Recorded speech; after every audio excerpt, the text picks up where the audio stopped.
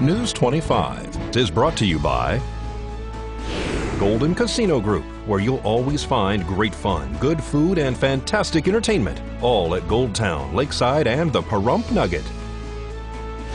News is also brought to you by J.K. Nelson Law. Call 727-9900 today for your free consultation. If you need a lawyer, you need Nelson.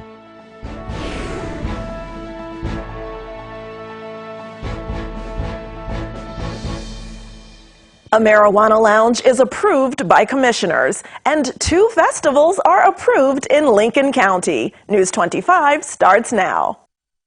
This is News 25 with Eunette Gentry. News 25. Local coverage you can count on. County commissioners give a thumbs up to a marijuana lounge on the south side of town. It's Thursday, September 5th. I'm Eunette Gentry. The county's first marijuana lounge was approved by commissioners during Wednesday's meeting.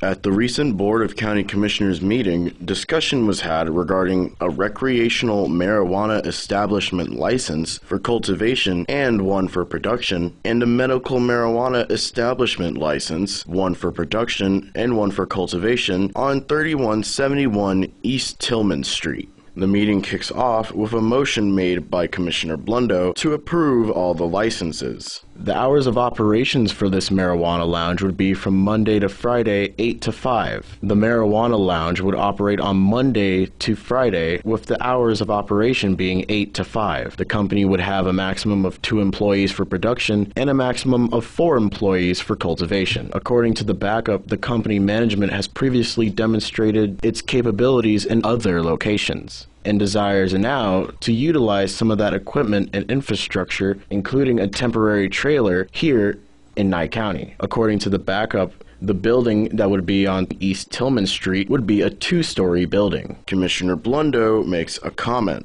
I appreciate that in reading some of the backup material, the applicants proposed it's going to create jobs with these licenses, and I believe we are getting back to cultivating and growing things here in Pahrump, and I think we should foster and have that market. This is one of the facilities I think is well placed. It's far on the south end, where I think it'll have minimal impact against residents and things of that nature. A man named Jay Matos, who is with Jay Matos Consulting, was representing the applicant and stated he was there for any questions the board may have. I worked on the medical marijuana bill in Nevada, and I passed it with Senator Tick Siggerbloom. And in 2013, we passed it in the legislature, thanks to Michelle Fiore, who was today councilwoman and was the vote that decided the bill. I also worked with Clark County on the regulations. I sit on the Clark County Green Ribbon Panel appointed by the commissioners. I've written and helped policies and procedures with the city of Las Vegas, the county commissioners.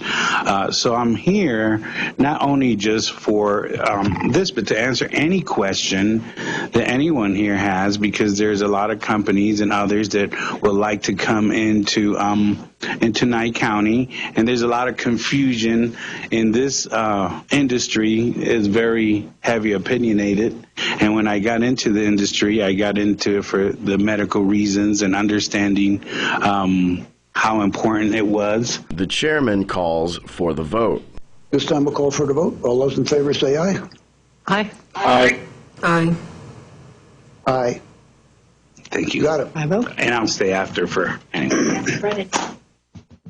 And Lincoln County officials have approved 2 festivals in their area that are happening soon.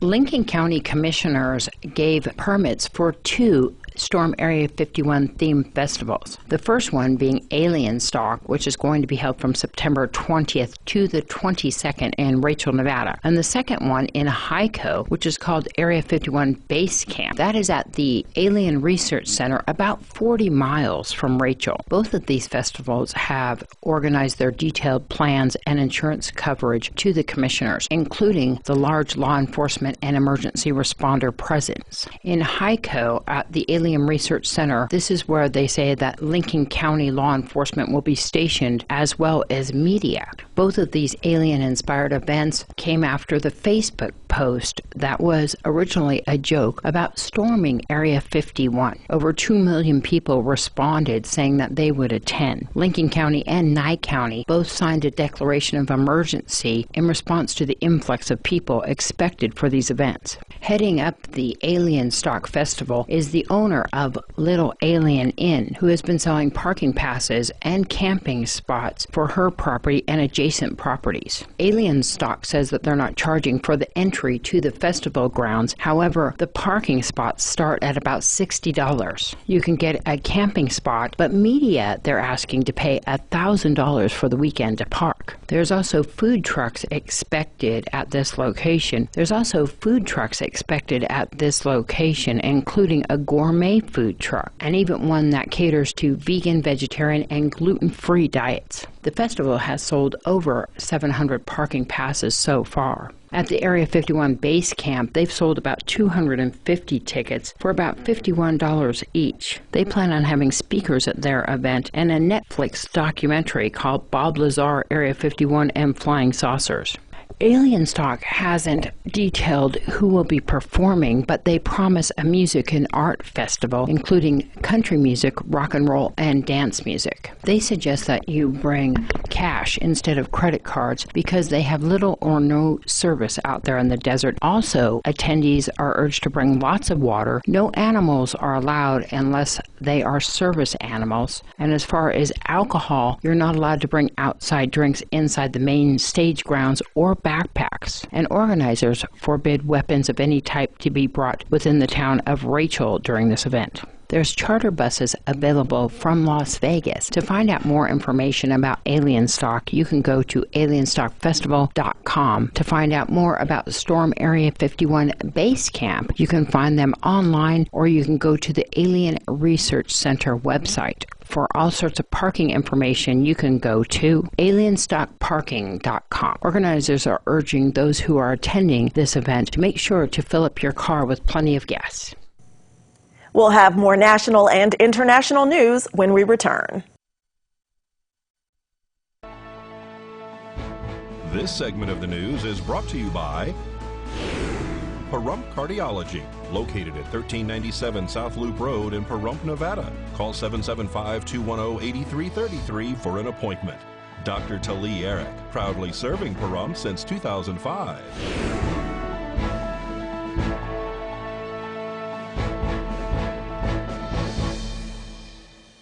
Welcome back to News 25. While protests continue in Hong Kong, that and more in today's financial news.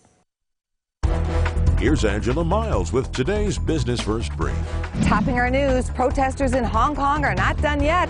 On Wednesday, stock markets around the world rallied after Hong Kong's embattled leader, Carrie Lam, withdrew a controversial bill allowing extradition to mainland China. That was the core demand by protesters. There are four more. The airport, retailers, restaurants, and hotels in China have been upended by the protests.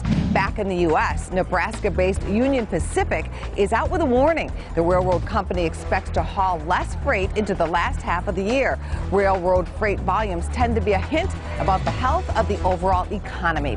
Truck maker Navistar surprised Wall Street. That stock surged after Navistar reported earnings that easily sped past analyst expectations. The company also raised its full-year guidance and plans to deliver more trucks than first projected. To find out where you can see us every day, go to businessfirstam.com. Thanks, Angela. And in other national news, major stores and now pharmacies have joined together in deciding whether they want guns on their properties. Walgreens, CVS, Kroger, and Walmart are all asking customers to no longer openly carry guns while in their stores. They have band together in the effort to support the efforts of individuals and groups working to prevent gun violence and to ensure their stores remain a safe environment. This following the mass shootings across the country and in Northern California in Gilroy. In the San Francisco Board of Supervisors meeting, they unanimously approved a resolution this week declaring the National Rifle Association a domestic terrorist organization. The Board of Supervisors says that the NRA conspires to limit gun violence research, restrict gun violence data sharing, and block every piece of sensible gun violence prevention legislation that is proposed at local, state, and federal levels. And turning back to area news, a man driving through Tonopah with an Arizona license plate says his friend allowed him to borrow his car to go see a girl. But police say that that car was reported stolen. Patrol members be advised. Dwayne Dunlap has been arrested by the Nye County Sheriff's Office for possession of a stolen vehicle, speeding, and driving without a driver's license. On August 25th, deputies in Tonopah observed a vehicle they say was traveling about 50 miles per hour in a posted 25-mile-per-hour zone. They made a traffic stop and made contact with the driver inside the gray Hyundai Santa Fe. During a conversation with the driver and only occupant, identified as Dwayne Dunlap, Nye County Sheriff's Office dispatched advised that the vehicle was reportedly stolen out of Las Vegas. At that time, deputies detained Dwayne in handcuffs. They also learned that Dunlap was reportedly driving without a driver's license. During an interview, Dwayne allegedly told police that he received the vehicle from a guy in Vegas by the name of Kurt. He said that Kurt let him drive the vehicle to see a girl in Reno, and he gave Kurt $30 to use the car. Dwayne also told police that he had an ID card, but he had been in prison and he was on federal probation and provided a card for his probation officer. At that time, Dwayne Dunlap was arrested and transported to the Nye County Sheriff's Office Detention Center. And in other local news, a female who lives on Wilson Road right here in Pahrump says her friend gave her a purse and a wallet in exchange for money that he owed.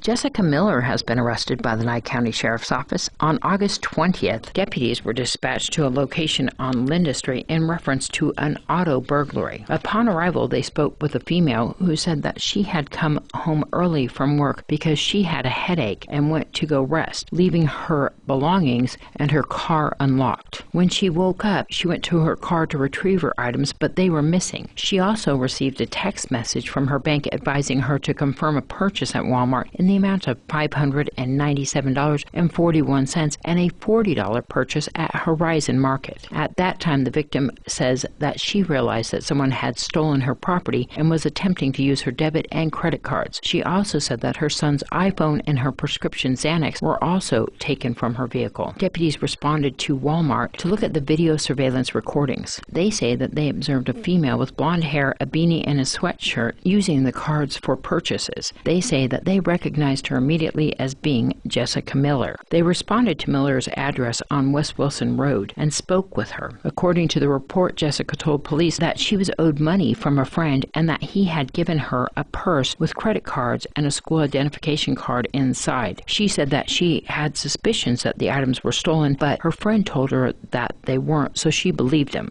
She also added that her friend drove her to Walmart, but told her that she needed to hold her head down when she was walking by cameras. Officers say that Jessica's report of the incident was inconsistent, and later they say that she advised that she knew the items were stolen, so she gave everything back except for the wallet because she liked it. Jessica Miller was arrested and transported to the Nye County Sheriff's Office Detention Center and is facing charges of obtaining or possessing a credit card without the owner's consent, using or possessing drug paraphernalia, petty larceny, possession of stolen property, and conspiracy to commit burglary.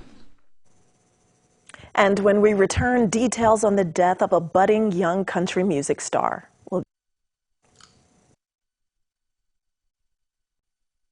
You're watching KPVM News 25. Local coverage you can count on. Welcome back. Well, the neighborhood cleanup was a huge success this past Saturday thanks to volunteers like you. Lots of trash was picked up and taken to our local dump. Thank you to the dozens of people who volunteered and donated with this weekend's neighborhood cleanup. Various areas throughout town were picked up of all sorts of items, including trash and discarded furniture. Even 2 homeless camps, with the help of some of the residents there, cleaned up their trash and shopping carts. In fact, over 100 shopping carts were collected with the help of individuals who volunteered their trucks and trailers and returned back to their stores. The neighborhood cleanup would like to thank Tyler from Walmart for the bags, gloves, and water that was donated, and of course Pahrump Valley Disposal for dropping off a large garbage bin for us to use. Vern and Rhonda Van Winkle from KPVM-TV and Ace Country Radio also pitched in their truck and trailer, along with Frank Carboni, Axe Exterminators, and H&M Pipe and Supply. Teresa Incapero from the Cancer Victims Thrift Store also donated pizza for the volunteers after the event, and we of course would like to thank Greg Cardarelli and his lovely wife Susan Strain for donating their time from the Disabled American Veterans and Auxiliary. Quality Signs also helped sponsor the event and of course helped clean up lots of trash and also helped in getting the supplies to all of the volunteers. Tons of garbage was dumped inside the large trash bin and also brought to our local dump at Pahrump Valley Disposal. For more information, go to the Neighborhood Cleanup's Facebook page. The next cleanup is projected for December. Some sad news to share with you now. Kylie Rae Harris, a rising country singer from Texas, unfortunately died in a car accident on Wednesday in New Mexico. She was only 30 years old. Harris, who released a self-titled EP back in March, had been in New Mexico to perform at Michael Hearn's Big Barn Dance Music Festival. No other details have been released about her death. And in other entertainment news, you can get your tickets right now for the upcoming performance of the Shadow Mountain Community Players. Shadow Mountain Players are ending their season. We'll be doing it out at Treasures. The show is called Sex Please, We're 60. It's a very laugh-a-minute type of comedy. It's had good reviews almost every place it's played. A lot of talk, no action. Of course, somebody told me, one of the reviewers said, well, Bill Clinton said the same thing.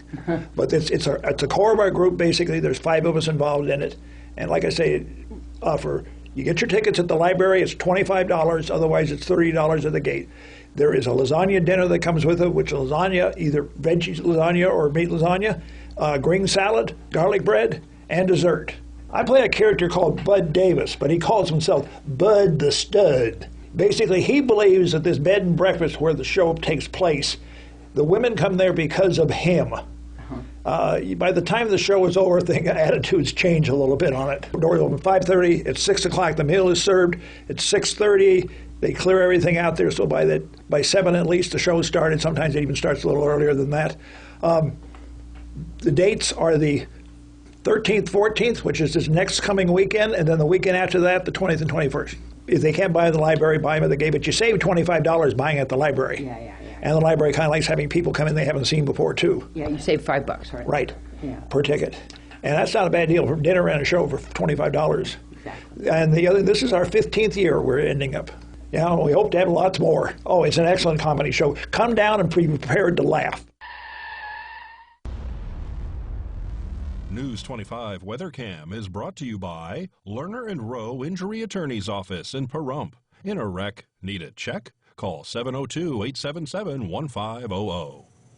It's time for us to take a look outside right now at our current conditions through our Lerner and Rowe weather cam. We have scattered clouds out there. There was heavy cloud cover and questions of whether or not we would get a bit of rain as Dorian pummels the East Coast, unfortunately. We'll take a look at what we have in store right here when we return.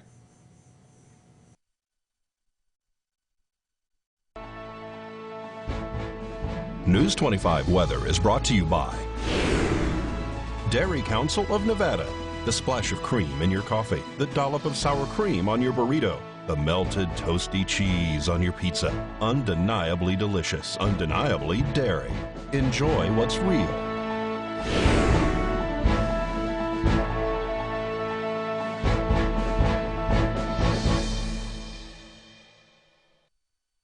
Hello and welcome back to News 25. I'm Michael Donohue with today's weather. In Las Vegas, we had a high of 102 degrees with a low of 80. Death Valley down from yesterday with their high at 112 with a low of 85. Amargosa at 101 with a low of 73.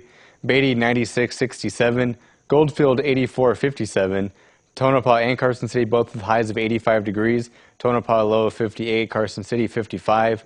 Fallon a high of 90, a low of 59. And finally Fernley, high of 88 degrees with a low of 59. Now today in Pahrump, we saw partly cloudy skies. Our high today was 100 degrees. Winds coming out of the south at 16 miles per hour. Humidity at 20%. And our sunrise at 6:18 this morning. Now for tonight, we're expecting some mostly cloudy skies still tonight. It's currently 100 degrees outside. Our low tonight's going to be 75 degrees with winds out of the east-southeast at 7 miles per hour. Humidity at 33% and our sunset at 7:06 tonight. Now looking ahead to our 7-day, not too many changes since yesterday. Actually not really any changes at all. We're expecting that sun to come out tomorrow on Friday and just kind of hang out all through next Thursday with those sunny skies. Now temperature-wise, Friday and Saturday we're going to be at 100 and 101 for our highs. Sunday we're going to drop down to 93 and then we're just going to be sitting in about those low 90s all through next Thursday, just between 91 and 94 degrees. You know, overnights, not too many changes there either. On Friday, we're going to see a low of 74, Saturday down to 70, and then we're just going to be hanging out in those mid-60s for our lows all through next Thursday, just around 65 and 68 degrees. So it's starting to get really cool outside, and that is some good news heading into September. So now we're going to throw it back to the desk with Eunette. Well, that's it for this edition of News 25. I'm Eunette Gentry. Thank you. Good night.